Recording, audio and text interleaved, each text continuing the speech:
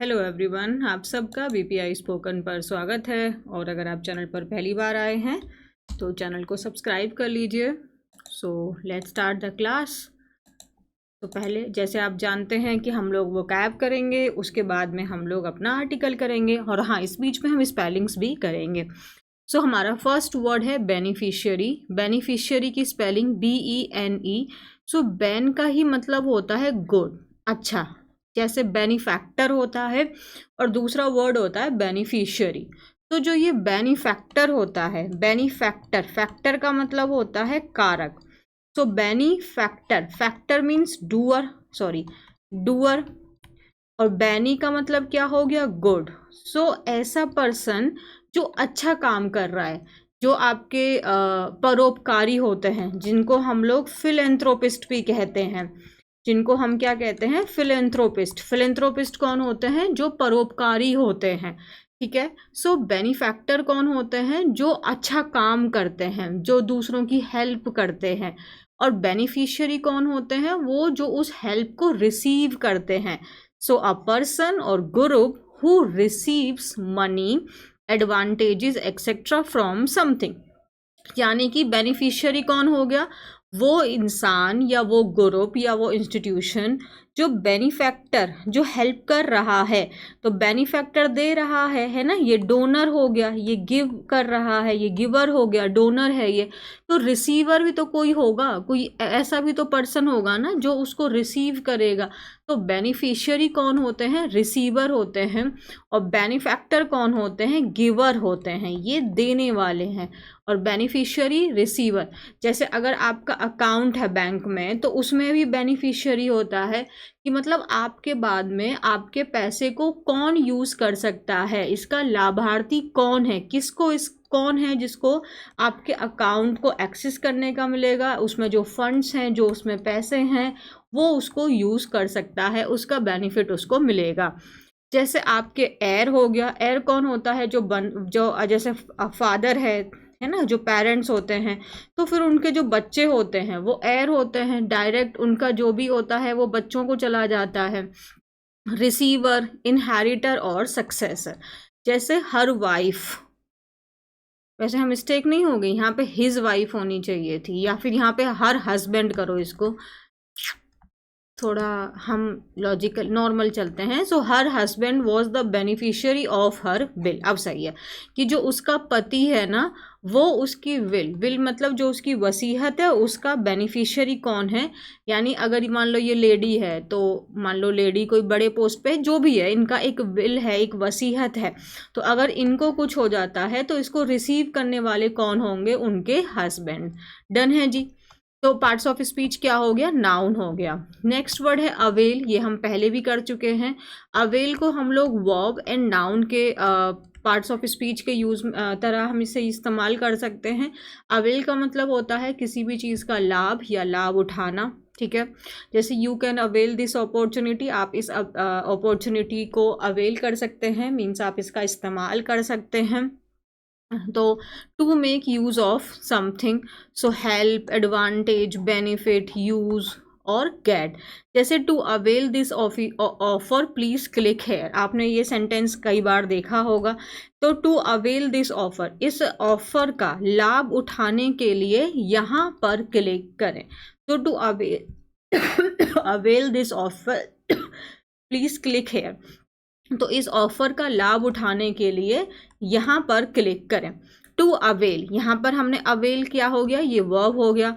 I tried to help her, I, दूसरा एक और सेंटेंस देख लेते हैं। I tried to help her but to no avail, यहाँ पे लिखो बट टू नो अवेल, ये नो मिस हो गया है। आई ट्राइड टू हेल्प हर, मैंने उसकी मदद करने की कोशिश की लेकिन कोई फ़ायदा नहीं हुआ। वो सब चीज़ क्या हो गई, कोई उसका बेनिफिट नहीं हो पाया, कोई उसका यूज़ नहीं हो पाया। So I tried to help her but to no avail. Done है। नेक्स्ट वर्ड क्या है हमारा, इनकन्वीनियंस। इनकन्वीनियंस वर्ब भी होता है, नाउन भी होता है। इनकन्वीनियंस की स्पेलिंग आपको लर्न होनी चाहिए। ये अब स्पेलिंग वाले पार्ट में हमने शायद देखा ही होगा, अदरवाइज दोबारा भी देख लेंगे। बट अभी के लिए आप इनकन्वीनियंस आपको वर्ब एंड नाउन की तरह यूज़ कर सकते हैं। इनकन्वीनियंट हो जाएगा ये COINCONVENIENT, तो ये सी हट के टी बन जाएगा, तो ये एडजेक्टिव हो जाएगा। But inconvenience verb and noun दोनों होगा। इसका मतलब होता है असुविधा, है ना। जैसे कहते हैं ना असुविधा के लिए खेद है, तो ये मैंने सेंटेंस बनाया भी है। तो इनकन्वीनियंस का मतलब होता है असुविधा, कन्वीनियंस का मतलब होता है सुविधा, means comfort. So something that causes trouble और डिफ़िकल्टी, तो ऐसी कोई भी चीज़ जो आपको परेशानी दे रही है, अब मुसीबत खड़ी कर रही है। जैसे अगर हम ना बार बार हाँ, जैसे मेट्रो को अगर आपको एक ही रूट पे एक मतलब जाना है, और आपकी जो मेट्रो लाइन है ना वो एक सिंगल मेट्रो ही आपको वहाँ तक पहुँचा देगी, तो आपको कोई दिक्कत नहीं है। सपोज 1 घंटे का रास्ता है, बट अब आपको एक ही मेट्रो में चढ़ना है और आपको लास्ट आपका डेस्टिनेशन हो जाएगा। बट कभी कभी क्या होता है ना कि एक स्टेशन चेंज करके जाना पड़ जाता है, तो ये बहुत इनकन्वीनियंट हो जाता है ना। पहले उतरो, फिर वहाँ मेट्रो का वेट करो, फिर एक ही स्टेशन बाद अगेन उतरो, तो ये भी चीज़ क्या हो जाती है, इनकन्वीनियंट हो जाती है, परेशानी होती है, बॉदर होते हैं ना। अब आपको मान लो सीट मिली, बट क्या ही करोगे, अगले स्टेशन पे तो उतरना ही है, या 2 स्टेशन बाद तो उतरना ही है। सो प्रॉब्लम, डिफ़िकल्टी, हैसल का मतलब भी हमने पढ़ा था, प्रॉब्लम हो गया, और आपका हैसल फ्री का मतलब कोई प्रॉब्लम नहीं है। We apologize for any inconvenience caused by the late arrival of the train. So क्या बोल रहे हैं, हम माफ़ी चाहते हैं किसके लिए, जो आपको असुविधा हुई है ट्रेन के देरी से आने से। तो ट्रेन के देरी से आने के लिए हम आपसे we apologize for the inconvenience caused by the late arrival of the train. तो ट्रेन के देरी आने से जो आपको असुविधा हुई है उसके लिए हमें खेद है। ठीक है, डन है। अपोलोजाइज मतलब हम माफ़ी मांगते हैं। आगे देखें जी, नेक्स्ट क्या है हमारा, नेक्स्ट है हमारा इनिशिएटिव। इनिशिएटिव का मतलब होता है पहल, है ना। जब आप कोई इनिशिएटिव ले रहे हैं, तो आप कोई पहल कर रहे हैं, आप किसी चीज़ को स्टार्ट कर रहे हैं, एक नया प्लान, नया प्रोग्रेस, टू अचीव समथिंग और to solve a problem. So plan, strategy, technique, step और एक्शन। अ न्यू इनिशिएटिव, आप पहचान गए होंगे, new initiative against car crime is launched by government. So government के द्वारा एक नया इनिशिएटिव, एक नया प्लान, एक नई स्ट्रेटजी लॉन्च की गई है। ठीक है, नेक्स्ट वर्ड है ऑपरेट। ऑपरेट आप जानते हैं ऑपरेशन, ऑपरेट वर्ब हो गया, ऑपरेशन नाउन हो गया। ऑपरेट करना मीन्स किसी काम को करना, परफॉर्म करना, उसको करना। Operate means to perform, to perform a function means उस काम को परफॉर्म करना, ऑपरेट, है ना। जैसे इफ़ यू कांट ऑपरेट, जैसे यहाँ पे the camera also operates under water means ये जो कैमरा है ना पानी के अंदर भी क्या करेगा, फंक्शन करता है, खराब नहीं होता है, ये पानी के अंदर भी काम करता है। अच्छा, एक चीज़ जस्ट मेरे अभी ब्रेन में हिट हुई, ये फंक्शन शब्द का भी parts of speech noun and verb हो गया ना, ये हम देख सकते हैं। इसी को हमारी इंग्लिश इंप्रूव होती है। जैसे मैंने यहाँ पे बोला द कैमरा ऑल्सो फंक्शन, मतलब यहाँ पे ये कैमरा जो है काम करता है पानी के अंदर भी, और यहाँ पे हमने दिया टू परफॉर्म अ फंक्शन, यहाँ पे हमने इसको नाउन की तरह यूज़ किया है, और यहाँ पे हम इसे वर्ब की तरह यूज़ कर रहे हैं। सो काम करना, फंक्शन करना, perform, act, etcetera. Next word है ग्लिच। ग्लिच आपने सुना ही होगा, आप ऑनलाइन क्लास लेते हैं। ग्लिच का मतलब होता है कोई गड़बड़ी हो गई, कोई परेशानी हो गई, है ना। जैसे कभी कभी क्लास अब नहीं चल पाती है, तो टेक्निकल ग्लिच तो बहुत ज़्यादा आता है ऑनलाइन क्लास में, यानी टेक्निकल प्रॉब्लम। ग्लिच का मतलब आप सिंपल याद रखेंगे, समस्या, problem. So a problem which stop something from working properly और बीइंग सक्सेसफुल। तो समस्या तो क्या करेगी, उस काम को कंप्लीट होने से रोक रही है, उसमें बाधा डाल रही है। तो ग्लिच क्या हो गया, आपका नाउन हो गया। बग का मतलब भी प्रॉब्लम होता है। डिफेक्ट हो गया, फॉल्ट हो गया, कोई कमी आ गई है, फ्लॉ, प्रॉब्लम और issue. Sorry for the inconvenience, जो आपको ये इनकन्वीनियंस जो आपको असुविधा हुई है, उसके लिए हम आपसे माफ़ी मांगते हैं, क्योंकि कुछ टेक्निकल इशू के कारण आपकी जो ट्रेन है वो कैंसिल हो गई है। ओ गॉड, इसके लिए तो कोई माफ़ी नहीं है। है ना. So sorry for the inconvenience, your train has been cancelled. Oh my God, why? Because of some technical issue. No, train या टिकट कैंसिल नहीं होनी चाहिए. नेक्स्ट शब्द क्या है हमारा? Eight times. एट टाइम्स का मतलब होता है कभी कभी, सम टाइम्स. अच्छा, अगर आप लोग थोड़े होशियार हो तो sometimes and some time का जरा अंतर मुझे कमेंट सेक्शन में बता देना.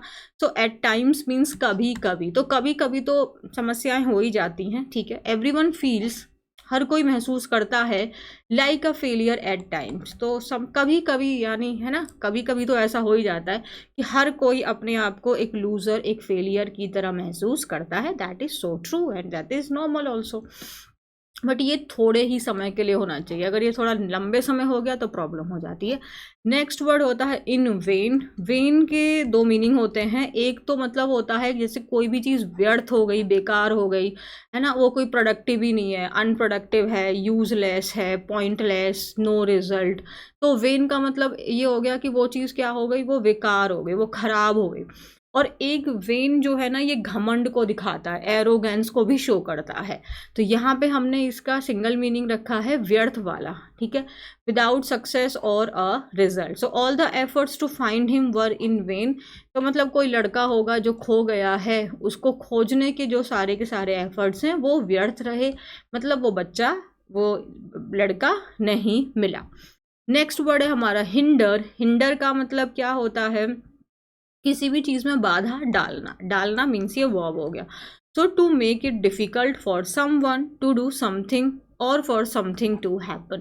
मतलब बाधा. बाधा का मतलब ये आप समझ रहे हैं, कोई परेशानी आपने डाल दी. जैसे ग्लिच होता है, तो ग्लिच क्या कर रहा है, यानी जो समस्या है वो काम को आगे बढ़ने में क्या कर रही है, वो हिंडर कर रही है, वो उसको रोक रही है, वो उसको.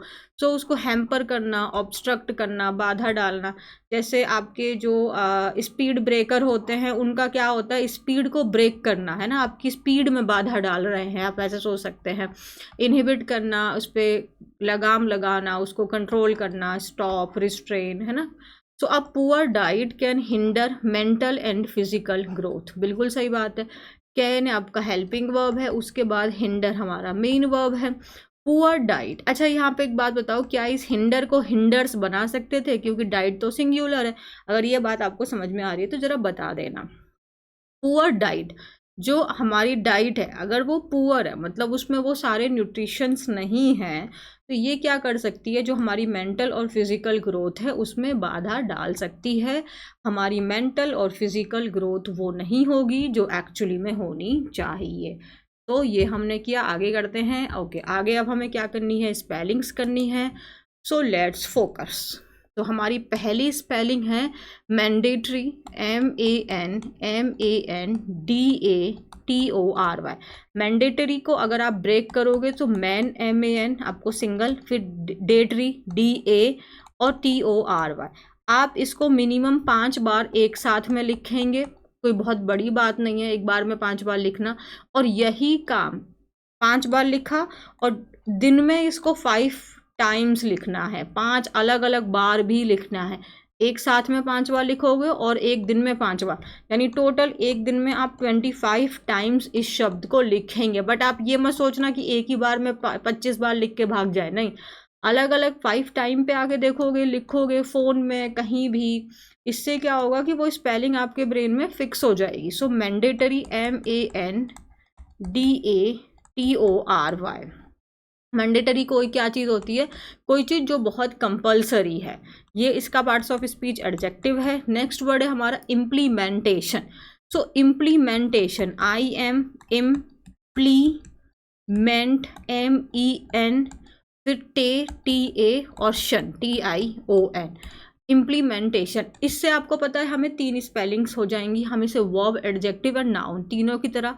जैसे इसका जो वर्ब होता है वो होता है इम्प्लीमेंट. पहले इसका मीनिंग बता देती हूँ. जैसे इम्प्लीमेंट अगर हम बात करें तो इम्प्लीमेंट का मतलब क्या होता है, किसी चीज़ को आप जैसे हमने कोई प्लान बनाया, अब हम उसको इम्प्लीमेंट कर रहे हैं, मतलब हम उसे अब शुरू कर रहे हैं.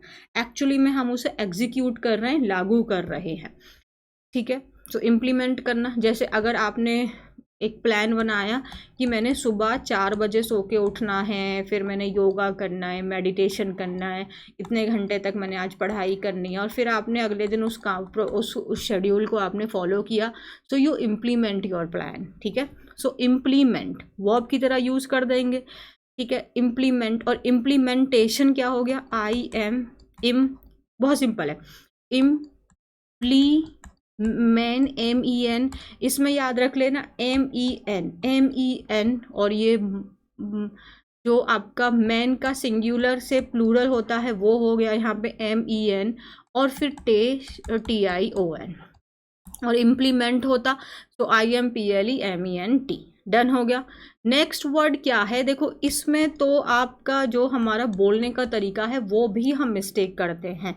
ये हम लोग जनरली इसको स्कूल्स वगैरह में भी हम इसे गार्जियन बुलाते हैं, बट ये गार्जियन नहीं है, ये गार्डियन है. गार्ड आप ऐसे याद रखो, गार्ड GUARD गार्ड, और फिर IAN गार्डियन. गार्डियन कौन होते हैं? जो जैसे गार्ड करना मतलब किसी को प्रोटेक्शन प्रोवाइड करना, उसको प्रोटेक्ट करना. गार्ड करना मतलब उसकी सुरक्षा करना, उसको प्रोटेक्ट करना. ठीक है ना. गार्ड. तो आपके गार्डियन कौन होते हैं? जो जैसे कोई बच्चा है ना, तो वो उनके पास लीगल राइट है उस बच्चे की उसको प्रोटेक्ट करने को लेके, तो वो हो जाता है गार्डियन. कोई भी चीज़ हो गया, जैसे आपका लॉ है, लॉ को प्रोटेक्ट करने का काम किसका होता है? पुलिस का होता है. तो पुलिस क्या है? गार्डियन है. किस चीज़ की? लॉ की. तो guardian, it's not guardian. Next word है हमारा सप्लीमेंट्री. सप्लाई तो आपको याद होगा, तो सप्लाई से ही हम याद रखेंगे, डबल P आता है. पहला हमने सप्लाई हो गया तो डबल P, फिर ली हो गया, फिर MEN अगेन आप यहाँ पे रखेंगे, ये MEN मैन का प्लूरल फॉर्म हो गया, और फिर हमारा TARY सप्लीमेंट्री. और सप्लीमेंट होता तो ये T पे आके ख़त्म हो जाता है ना. सप्लीमेंट और ARY है. सप्लीमेंट आपका नाउन होता है, सप्लीमेंट्री आपका एडजेक्टिव हो जाता है. जैसे आप लोग अगर एग्ज़ाम देते हैं तो सप्लीमेंट्री शीट्स लेते हैं ना, यानी जो आपकी मेन जो आपको कॉपी मिलती है, जो शीट मिलती है पेपर में, उसके अलावा भी आपने एक और शीट ली होती है, तो वो सप्लीमेंट्री शीट्स होती है. तो सप्लीमेंट्री क्या होता है? एडजेक्टिव. शीट्स बता रहे हो ना कैसी? सप्लीमेंट्री मतलब एडिशनल, सप्लीमेंट्री मतलब एडिशनल. सप्लीमेंट मतलब वो आपका हो जाएगा, ये आपका नाउन हो जाएगा, सप्लीमेंट्री एडजेक्टिव, और सप्लाई आपका वर्ब हो जाएगा. तो स्पेलिंग आप ध्यान रखेंगे. सप्लाई हो गया डबल P, फिर LE यहाँ तक ब्रेक, सप्ली 3, ये एक सप्ली, फिर MENTARY. डन. नेक्स्ट वर्ड है मिस स्पेल. पहले तो ना स्पेलिंग की भी स्पेलिंग हमें याद होनी चाहिए. SPELLING स्पेलिंग है ना, स्पेलिंग. अब अगर हम मिस स्पेलिंग करते हैं, मिस मतलब स्पेलिंग को रॉन्ग करते हैं, तो हम याद रखेंगे मिस आएगा पूरा और फिर स्पेलिंग का पूरा ही आ जाएगा, तो मिस स्पेलिंग हो गया. जैसे आपने किसी स्पेलिंग को रॉन्ग बोला तो हम उसकी अगर हम इसे वर्ब फॉर्म बनाएंगे तो ये मिस स्पेल हो गया. तो आप ध्यान रखिए ये दोनों बार डबल मतलब मिस का भी S होता है और स्पेलिंग का भी S होता है, तो ये वाला हो जाता है. तो फिर आप इसको ऐसे मत कर देना कि सिंगल ही आप लगा दो, आप कंफ्यूज हो जाओ. तो याद रखना मिस का भी S होता है और स्पेलिंग का भी S होता है, तो ये मिस स्पेल हो गया या मिस स्पेलिंग हो गया. ये हमारी 5 स्पेलिंग्स थी. अब हम लोग करते हैं अपना आगे आर्टिकल. ठीक है, लेट्स स्टार्ट. तो हमारा आर्टिकल क्या है? ग्लिचेस इन पोषण app hindering beneficiaries registration in Haryana. Glitch का मतलब परेशानियाँ, जो प्रॉब्लम आ रही हैं, जो इशू आ रहे हैं पोषण ऐप में, वो हिंडर कर रहा है, बाधा डाल रहा है बेनिफिशियरी मतलब वो रिसीवर जिनको वो बेनिफिट मिलना है. आपने ऊपर पढ़ा था बेनिफिशियरी, लास्ट में क्या हो रहा था? BENEFICIARY. अगर यहाँ पे देखें तो ये Y था, आपको लास्ट क्लास में मैंने बताया भी था, तो एक बार यहाँ पे देख लेते हैं. जब हमने लास्ट क्लास में, एक क्लास थी जिसमें हमने पढ़ा था कि अगर हमारा शब्द वाई पे ख़त्म है, इसके पहले हमारा कोई भी कॉन्सोनेंट है, तो वाई किस में चेंज होगा, आई फिर ई एस, तो ये हमारा बन गया बेनिफिशियरीज। अब ये एक वर्ड है, अब ये नाउन भी हो सकता था और ये आपका वर्ब भी हो सकता था। अगर नाउन है तो नाउन के साथ में तो ये वर्ड कैसा बन गया, हमारा प्लूरल नाउन बन गया। और अगर ये वर्ब है तो वर्ब आप जानते हैं जो एस पे एंड हो जाता है वो सिंगुलर वर्ब हो जाता है। ये कॉन्सेप्ट आपको थोड़ा समझ में आना चाहिए, ठीक है। अब हम यहाँ पे देखें तो ये तो नाउन है ना बेनिफिशियरी, तो बेनिफिशियरीज आपका प्लूरल नाउन हो गया। समझ में आया, बेनिफिशियरीज, बेनिफिशियरीज का रजिस्ट्रेशन। अब ये एपोस्ट्रॉफी क्या बता रहा है, का क्या बता रहा है, पोजेशन। सो जो आपके लाभार्थी हैं उनका रजिस्ट्रेशन, ये ऑलरेडी प्लूरल है। जैसे आपका बॉयज़ होता है ना, बॉयज़ हॉस्टल, तो बॉयज़ हॉस्टल आपका ऑलरेडी प्लूरल, यहाँ पे ये हो गया, ये ऑलरेडी एस पे ख़त्म हो रहा है, तो हम यहाँ पे जैसे हम बोलते हैं बॉय बॉय, और ये हमने ऐसे बोला, ये करेक्ट है। बट अगर हमने इसका ऑलरेडी प्लूरल फॉर्म बनाया, वो एस पे ख़त्म हो रहा है, तो हमें हिसिंग साउंड रिमूव करने के लिए जो प्लूरल फॉर्म है उस पर सिर्फ एपोस्ट्रॉफी लगा देते हैं, जैसे कि हमने यहाँ पे किया। आई होप ये थोड़ी सी बात आपको समझ में आ गई होगी। तो ग्लिच आ रही हैं, प्रॉब्लम्स आ रही हैं पोषण ऐप के अंदर में, जो हिंडर कर रही है, बाधा डाल रही है जो बेनिफिशियरीज हैं, जो लाभार्थी हैं, उनके रजिस्ट्रेशन में। कहाँ पर, हरियाणा में। हरियाणा क्या है आपका, एक नेम ऑफ द प्लेस है, ये एक पर्सनल प्रोनाउन हो गया, इसीलिए यहाँ पे जो एच है ये हमारा कैपिटल में है। डन है, आगे देखते हैं। आफ्टर कंप्लीटिंग, अब आप सोचेंगे मैम यहाँ पे आफ्टर के बाद में ये कंप्लीटिंग क्यों आया है, क्योंकि जब भी हमारा प्रेपोजिशन होता है, प्रेपोजिशन के बाद में क्या आते हैं, उनके ऑब्जेक्ट्स आते हैं। प्रेपोजिशन के बाद अगर कभी भी वर्ब आएगा तो वो हमेशा अपने आईएनजी फॉर्म में आएगा। अगर आपको नहीं समझ में आ रहा ऑब्जेक्ट क्या है क्या नहीं है, तो आप सिंपल याद रखो, जब भी आप प्रेपोजिशन यूज़ करोगे उसके बाद अगर आप वर्ब यूज़ कर रहे हो तो वो अपने आईएनजी फॉर्म में यूज़ करना, दैट्स इट। लॉजिक क्या है वो ग्रामर क्लास में देख लेंगे। आफ्टर कंप्लीटिंग हर pre school duty, after completing मतलब अपनी जो उनकी जो प्री स्कूल ड्यूटी है उनको कंप्लीट करने के बाद, ऊषा रानी आप समझ गए होंगे, ये दोनों, ऊषा एक व्यक्ति का नाम है, ये रानी उनका सरनेम है, और तो दोनों ही नेम एंड सरनेम दोनों का जो फर्स्ट लेटर होता है वो कैपिटल होता है, because they are proper noun. So Usha Rani जो है एक 47 ईयर ओल्ड आंगनवाड़ी वर्कर हैं, walked through the winding alleys of Maharodi Jatan village in Rohtak, Haryana to meet her assigned beneficiary, 7 pregnant women and 3 lactating mothers, and get them registered on the Poshan Tracker app for availing dietary benefits। समझ में आ गया होगा। अपने pre school duty complete करने के बाद जो ऊषा रानी हैं, ये उनकी एज दी हुई है, ये एक आंगनवाड़ी वर्कर हैं। आप देखेंगे यहाँ पे कॉमा लगा है, यहाँ कॉमा लगा है, ये एक एडिशनल इन्फॉर्मेशन है। अगर आप इस इन्फॉर्मेशन को काट दें, हाँ बस इसमें ये ज़रूरी था कि आंगनवाड़ी के हमें पता होना चाहिए था कौन है ये। और वॉक्ड थ्रू, किस रास्ते से होती हुई जा रही हैं, विंडिंग एले, एले का मतलब होता है गलियाँ, ठीक है। और कैसी गलियाँ, घुमावदार, एकदम घुमावदार गलियां हैं। तो वहाँ पे होते हुए ये आपके रोहतक हरियाणा के एक गांव में जाती हैं, किस लिए, मिलने के लिए जो उनके बेनिफिशियरी हैं, मतलब जो ये पोषण ऐप है वहाँ पे जो उनको काम दिया गया था कि इन 7 महिलाओं से, प्रेग्नेंट विमेन से इनको मिलना था। वुमेन और वीमेन आप समझ गए होंगे, MAN, ये सिंगुलर है, बट 7 आ गया तो प्लूरल बनाना पड़ेगा, सो MEN, ठीक है। लैक्टेटिंग मदर्स कौन होती हैं, लैक्टेटिंग मदर्स का मतलब हो जाएगा वो माँ जो अभी अपने बच्चे को दूध पिला रही है ना। And gate them registered on the पोषण ट्रैकर ऐप फॉर अवेलिंग, और अवेलिंग मतलब ताकि उनको बेनिफिट मिल सके, है ना, वो dietary benefits. The facial recognition of her beneficiaries on the app made mandatory by the center since July 1 has been pending.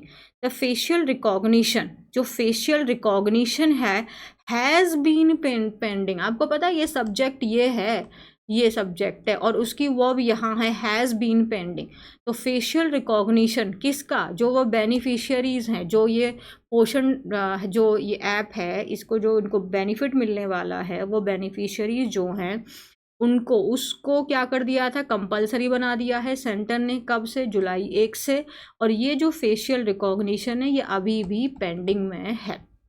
अब ये जो मिस रानी है, इन्होंने बहुत कोशिश की, न्यूमरस टाइम, कई बार इन्होंने कोशिश की कि उनको वो रजिस्टर कर सके उस ऐप पे, but an error message popped up every time. और हर बार कोई ना कोई एक एरर का मैसेज वहाँ पे पॉप्ड अप का मतलब शो हो जाता है ना। So the anganwadi worker apologise मतलब माफ़ी हो गया। So anganwadi worker apologise to the beneficiaries for the inconvenience. तो ये जो आंगनवाड़ी वर्कर हैं वो माफ़ी मांगती हैं। क्या करें, अब उनकी भी गलती नहीं है, बट जो वो बेनिफिशियरी हैं, क्योंकि वो उनको लॉगिन ही उस पर रजिस्टर ही नहीं कर पा रही हैं, रजिस्टर नहीं हो रहे तो उनको बेनिफिट नहीं मिल रहा है। उनको लग रहा है कि ये खुद नहीं कर रहे हैं, बल्कि उनकी क्या गलती है इसमें। सो ये माफ़ी मांगती हैं उन बेनिफिशियरीज़ के जो उनको इनकन्वीनियंस हो रही है, जो उनको प्रॉब्लम हो रही है, और उनको बोलती हैं and told them. Apologised verb की सेकंड फॉर्म हो गई, और यहाँ पे भी वर्ब की सेकंड फॉर्म हो गई। आप कैसे कहेंगे कि ये वर्ब की सेकंड फॉर्म है, ये वर्ब की थर्ड फॉर्म क्यों नहीं हो सकती? जरा कमेंट सेक्शन में बताना, देखें आपकी बुद्धि कितनी तेज काम कर रही है। And told them what?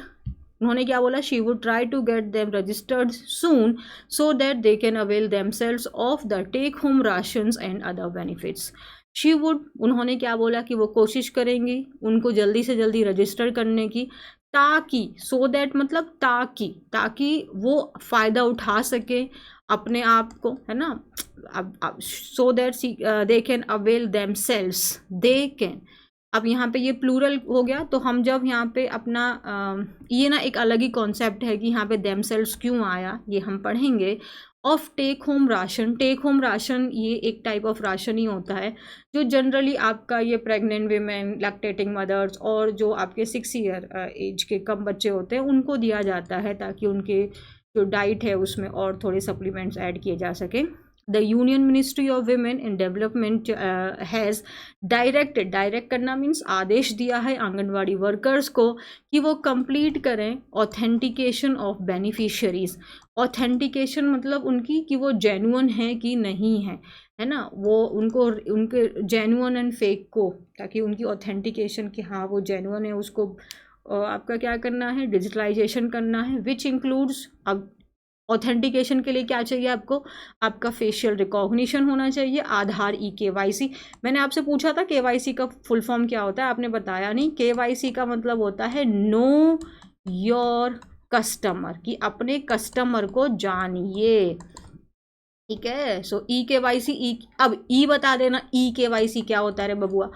On the Poshan Tracker app, the initiative is for monitoring the implementation of Poshan Abhiyan, a health scheme to improve the nutrition parameters in children and women. So ये क्या है, ये एक initiative है, ये एक पहल है। किस लिए है? ताकि उस पर नज़र बनाई जा सके। मॉनिटर करना मतलब किस चीज़ को चेक करना, उस पर नज़र बनाए रखना कि जो ये पोषण अभियान है कि ये सही से इम्प्लीमेंट हो भी रहा है कि नहीं हो रहा है। ये एक अभियान क्या है, ये हेल्थ स्कीम है, ताकि जो न्यूट्रिशन पैरामीटर्स हैं, जो लिमिट्स हैं, बच्चों जो खाने की जो चीज़ें हैं महिलाएं में और बच्चों में, कहीं माल न्यूट्रिशन तो नहीं हो रहा है, इस चीज़ को क्या करने के लिए, मॉनिटर करने के लिए ये जो है ऑनलाइन चीज़ें हो रही हैं, ताकि इसको मॉनिटर किया जा सके, इस पर नज़र बनाई जा सके कि उनको वो बेनिफिट्स मिल भी पा रहे हैं कि नहीं। मिनिस्ट्री ने और आगे क्या आदेश दिया है, registration of all beneficiary children मतलब वो बच्चे जिनको ये फ़ायदा मिल रहा है उनको भी रजिस्टर करें। किस प्रकार, उनके जो गार्डियंस हैं या फिर जो पेरेंट्स के आधार कार्ड हैं उनके थ्रू उनको भी रजिस्टर करिए। अंडर द स्कीम, इस स्कीम के तहत जो आंगनवाड़ी वर्कर्स हैं, जो हेल्पर्स हैं, उनको काम दिया गया है इसके साथ साथ में कि रजिस्टर करने के साथ साथ कि वो सप्लीमेंट्री जो न्यूट्रिशन है, इन्फेंट्स जो अभी नवजात बच्चा है, लैक्टेटिंग मदर है या प्रेग्नेंट महिला है या अभी जो प्री स्कूल बच्चे जो जा रहे हैं उनके हेल्थ चेकअप, ये सब काम भी आपके आंगनवाड़ी वर्कर्स को ही दिए गए हैं। जो आपका टीकाकरण है, इम्यूनाइजेशन हो गया for children up to 6 year, ये सारे काम भी उन्हीं को दिए गए हैं।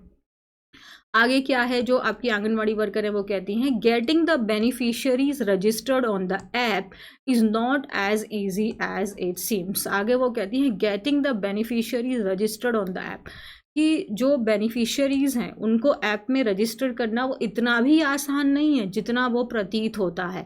Is not as easy as it seems, जितना आसान वो प्रतीत होता है ना उतना आसान भी नहीं है। आगे वो क्या मेंशन करती हैं कि कुछ केसेस में तो ऐप फेल हो जाता है to register the women beneficiaries face, कि उसके फेस को ही नहीं वो रिकॉग्नाइज कर पा रहे हैं। और मोरेवर मीन्स इसके साथ साथ में in addition to also there are few cases, कुछ ऐसे भी केसेस हैं जहाँ पे बेनिफिशियरी का जो नाम है वो उनके आधार कार्ड में मिस स्पेल्ड है, मीन्स कोई लेटर मिस हो गया है, जिसकी वजह से अब जो ऐप है वो उनका नाम को एक्सेप्ट ही नहीं कर रहा है। एक और आंगनवाड़ी वर्कर हैं सुशीला, वो 44 ईयर की हैं। उन्होंने क्या बोला, who does not know how to operate a smartphone and rely on her daughter.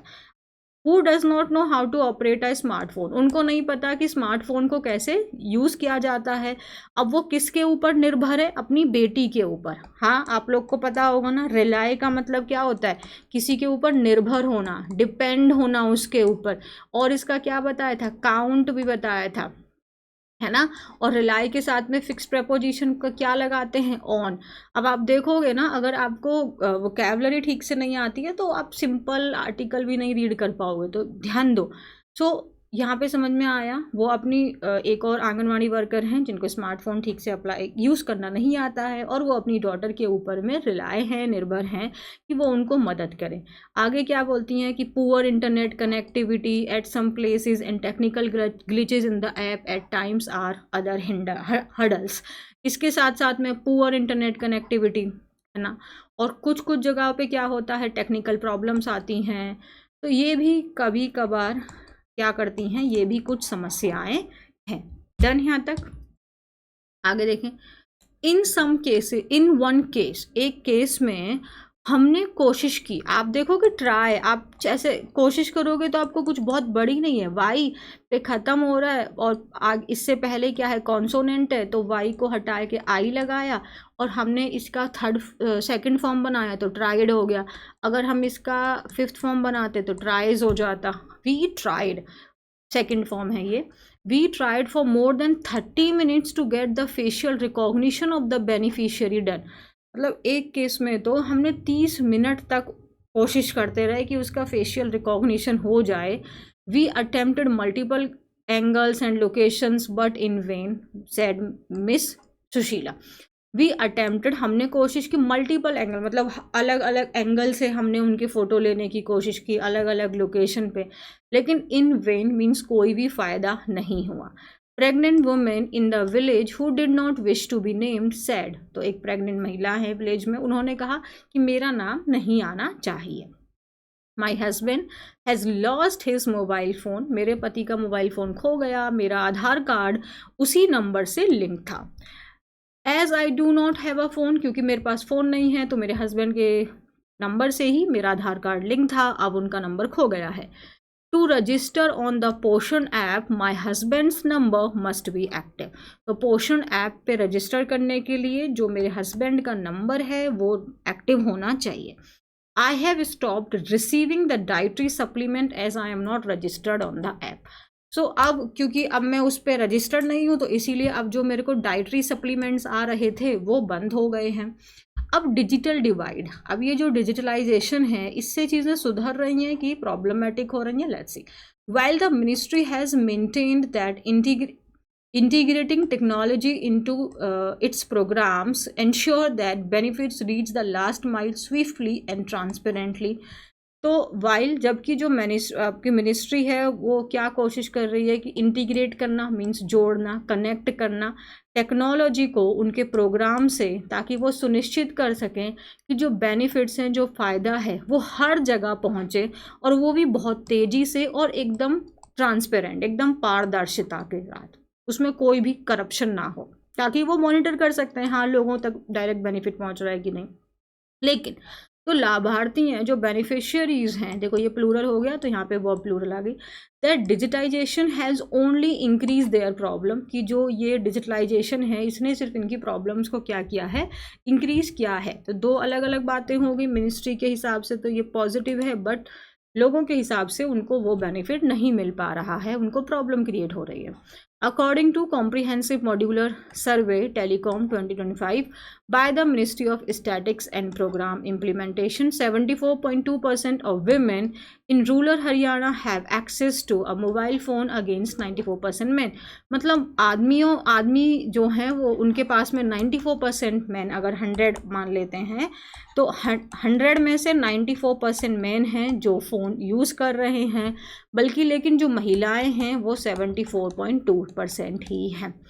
आगे क्या है, मिस रानी ने क्या बोला, she wants to keep up with digitization but anganwadi workers have not received any specific training for this purpose. तो आगे बोला कि उन्होंने बोला कि वो चाहती हैं कि जो डिजिटाइजेशन है कि वो उसके साथ में कीप अप रखें, मीन्स उस चीज़ को वो मेंटेन करके रखें, उसके साथ वो चलती रहें, है ना। लेकिन जो आंगनवाड़ी वर्कर्स हैं उनको किसी भी तरीके की इस चीज़ को लेके स्पेसिफिक ट्रेनिंग नहीं मिली है। सो ये था हमारा आज का article. If you like it then like the video, comment it, and did I ask any question? If yes, I forgot it, so you answer that question and then share it as much as possible. Yes, subscribe to the channel, join the Telegram, and what else, anything is left? I don't think so. So thank you so much, take care of yourself, bye bye, love you.